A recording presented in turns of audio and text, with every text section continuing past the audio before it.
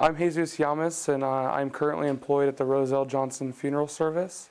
I'm a student at Ivy Tech, and I'm playing Horton in the Seussical the Musical.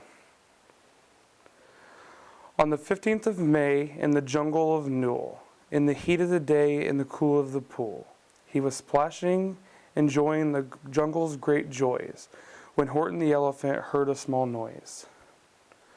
So Horton stopped splashing, he looked towards the sound. That's funny, thought Horton. There's no one around. Then he heard it again, just a very faint yelp, as if some tiny person were calling for help. I'll help you, said Horton, but who are you and where? He looked and he looked, he could see nothing there, but a small speck of dust blowing past through the air.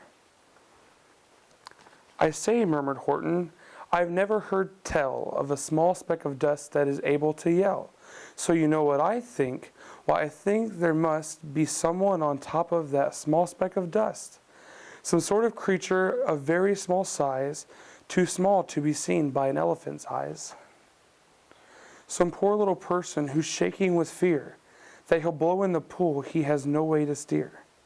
I'll just have to save him, because after all, a person's a person no matter how small. So gently and using the greatest of care, the elephant stretched his great trunk through the air. And he lifted the dust speck and carried it over, and he placed it down safe on a very soft clover. Hump, humped a voice. 'Twas the sour kangaroo. And the young kangaroo in her pouch said, Humph, too. Why, that speck is as small as the head of a pin. A person on that? Why, there never has been. Believe me, said Horton, I tell you sincerely, my ears are quite keen and I heard him quite clearly. I know there's a person down there, and what's more, quite likely there's two, even three, even four. Quite likely, a family for all we know, a family with children that's just starting to grow. So please, Horton said, as a favor to me, try not to disturb them, just please let them be. I think you're a fool, laughed the sour kangaroo, and the young kangaroo in her pouch said, Me too. You're the biggest blamed fool in the jungle of Newell. And the kangaroos plunged into the cool pool. What terrible splashing, the elephant frowned. I can't let my very small persons get drowned. I've got to protect them. I'm bigger than they. So he plucked up the clover and hustled away. Through the high jungle treetops, the news quickly spread. He talks to a dust speck, he's out of his head. Just look at him walk with that speck on that flower, and Horton walked worrying almost an hour. Should I put the speck down? Horton thought with alarm. If I do, these small persons may come to great harm. I can't put it down, and I won't. After all, a person's a person, no matter how small. Then Horton stopped walking. The speck voice was talking. The voice was so faint he could barely hear it. Speak up, please, said Horton. He put the clover up to his ear. My friend, came the voice, you're a very fine friend. You've helped us folks on this small speck no end. You saved all our houses, our ceilings and floors. You've saved our churches and grocery stores. You mean, Horton gasped, you have buildings there too? Oh yes, piped the voice, we most certainly do. I know, called the voice, I'm too small to be seen, but I'm mayor of a town that is friendly and clean. Our buildings to you would seem very small, but to us, who aren't very big, they are wonderfully tall.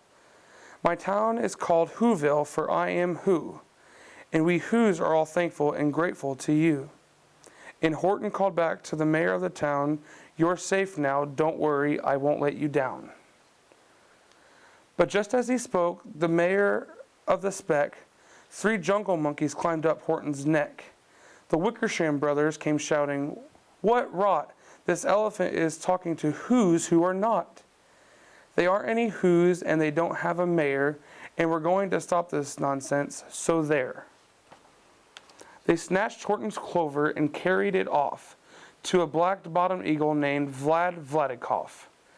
A mighty strong eagle with a very swift wing, and they said, Will you kindly get rid of this thing?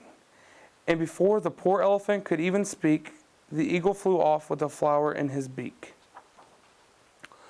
All that late afternoon and far into the night, the black-bottomed bird flapped his wings in fast flight, while Horton chased after with groans over stones that tattered his toenails and battered his bones. And he begged, "Please don't harm my little folks who have as much right to live as us bigger folks do." But far, far beyond him, the eagle kept flapping, and over his shoulders called back, "Quit your yapping! I'll fly the night through, I'm a bird, I don't mind it, and I'll hide this tomorrow, well, you'll never find it." And at 6:56 the next morning he did. It was a terrible place that he did. He let that clover drop somewhere inside of a great patch of clovers 100 miles wide. "Fine that," sneered the bird, "but I think you will fail." And he left with a flip of his black-bottomed tail. "I'll find it," cried Horton. "I'll find it or bust. I shall find my friends on that small speck of dust." And clover by clover by clover with care, he picked up and searched them and called, "Are you there?"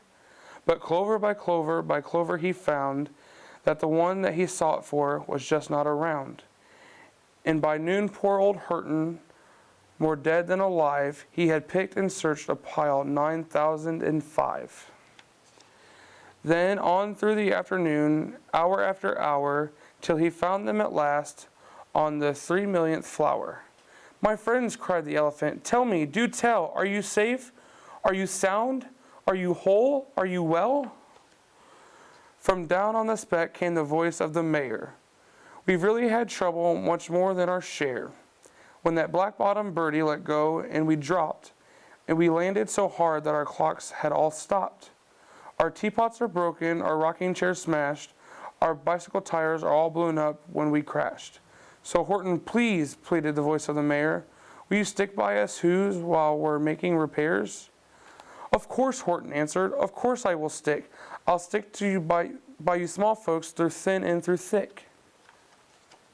"Humph," humped a voice. "For almost 2 days you've run wild and insisted on chatting with persons who've never existed. Such carrying-ons in our peachable jungle, we've had quite enough of your bellowing bungle. And I'm here to state," snapping the big kangaroo, "that your silly nonsensical game is all through." And the young kangaroo in her pouch said, "Me too." With the help of the Wickersham brothers and dozens of Wickersham uncles and Wickersham cousins and Wickersham in-laws I've engaged, you're going to be roped and you're going to be caged. And as for the dustback, ha! That we will boil in a hot steaming kettle of bezelnut oil. "Boil it," gasped Horton. "Oh, that you can't do. It's all full of persons. They'll prove it to you." Mr. Mayor," Horton called. "Mr. Mayor, you got to prove now that you really are there. So call a big meeting, get everyone out, make every who holler, make every who shout. Make every who scream. If you don't, every who is going to end up in bezelnut stew." And down on the dustback, the scared little mayor quick called a meeting in the Whoville town square. And his people cried loudly, they cried out in fear, "We are here, we are here, we are here, we are here." The elephant smiled, that was clear as a bell. "You kangaroos surely heard that very well." "All I heard," snapped the big kangaroo, "was the breeze and the faint sound of wind through the far distant trees. I heard no small voices, and you didn't either." And the young kangaroo in her pouch said, "Me neither." "Grab him," they shouted, "and cage the big dope. Lasso his stomach with 10 miles of rope. Tie the knot so tight that he'll never shake loose, then dump that dumb speck in bezelnut juice." Horton fought back with great vigor and vim, but the Wickersham gang was too many for him. They beat him, they mauled him, and they started to haul him into his cage, but he managed to call to the mayor, "Don't give up, I believe in you all. A person's a person, no matter how small. And you very small persons will not have to die if you make yourselves heard. So come on now and try." The mayor grabbed a tom-tom and he started to smack it, and all over Whoville they whooped up a racket. They rattled tin needles and they beat up brass pans on garbage pail tops and on old cranberry cans.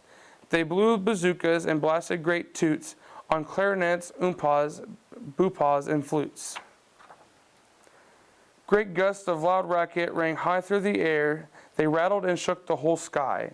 And the mayor called up through the howling mad hubbub, "Hey Horton, how is this? Is our sound coming through?"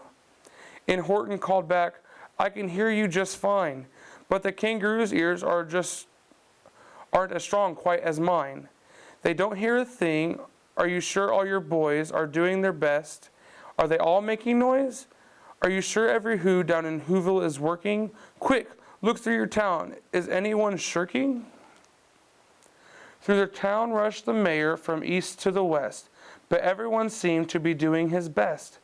Everyone seemed to be yapping or yipping. Everyone seemed to be beeping or bipping. But it wasn't enough. All this ruckus and roar, he had to find someone to help him make more. He raced through each building. He searched floor to floor. And just as he felt he was getting nowhere and almost about to give up in despair, he suddenly burst through the door, and that mayor discovered one shirker, quite hidden away in the Fairfax apartment 12J. A very small shirker named Jojo. He was just standing and bouncing a yo-yo, not making a sound, not a yip, not a chirp, and the mayor rushed inside and he grabbed the young twerp. He climbed the mountain with his lad up the Elfingberg Tower. "This," cried the mayor, "is your town's darkest hour. The time for all who have blood is red. To come to the aid of their country," he said. "We've got to make noise in greater amounts, so open your mouth, lad, for every voice counts." Thus he spoke as he climbed. When they got to the top, the lad cleared his throat and he shouted, "Yop!" And that yop, that one small extra yop, put it over. Finally, at last, from that small speck on that clover, their voices were heard. They rang out clear and clean. And the elephant smiled. "Do you see what I mean? They've proved they are person, no matter how small. And their whole world was saved by the smallest of all." "How true, yes, how true," said the big kangaroo. "And from now on, do you know what I'm planning to do? From now on, I'm going to protect them with you." And the young kangaroo in her pouch said, "Me too. From the sun of the summer, from rain when it's fallish, I'm going to protect them no matter how smallish."